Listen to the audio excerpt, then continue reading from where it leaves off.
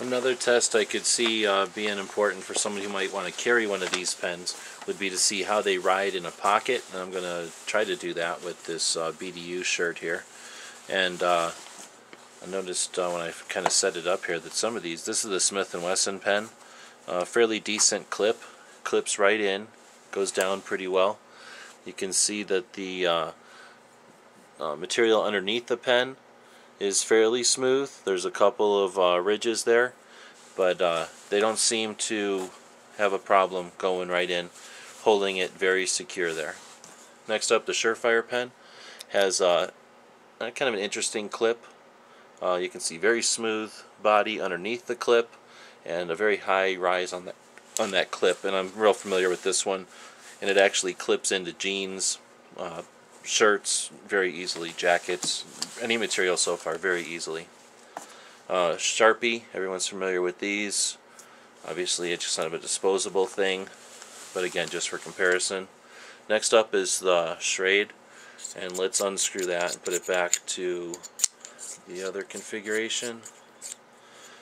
And we can see that it's fairly smooth underneath the lowest point of the clip, but there's these ridged areas, and that's pretty much of a problem. So we start to put it in there, and that is pretty tough to put in, pretty tough. Next up is the Uzi, and I changed it around a little bit there by putting the clip over the flat, but otherwise it would be going against vertical ridges, which shouldn't be an issue, but let's find out. Wow, that really flits in there, and there's so much room there. Let me move it just to make sure I didn't skew the results here. I was going to say there's very little holding the pen in there. Yeah, there's very little holding the pen in. It's a very big pickup there and very little to hold it to the body. So that's coming right out if you fell over. The Alpha Innovations has a pretty high clip here, and it's a pretty inexpensive looking one. Compared to the overall length here, you have to have a pretty high pocket in my opinion. Again, this is a BDU, so it's a fairly large pocket, but I suspect most shirts wouldn't be able to accommodate that one.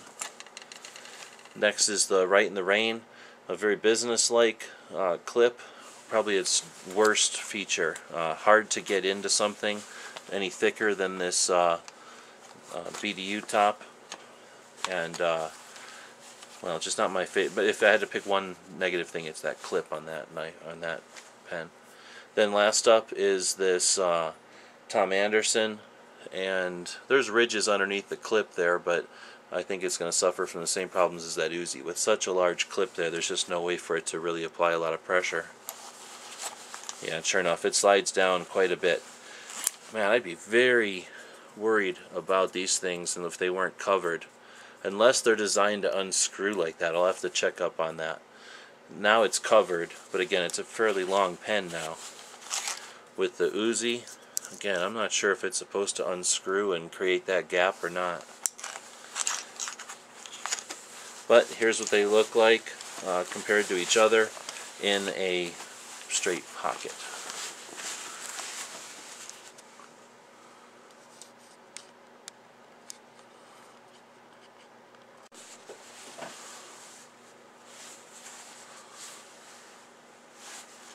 So a couple of these, the clips come down quite a bit. A couple of these have really weak looking clips.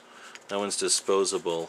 I'm going to have to give it to the Smith & Wesson on this one for being a sizable clip, still giving you a pretty inconspicuous amount of pen up there, and not being such a long pen that you know, it ends here. These end way down here. So I think the Smith wins on this one.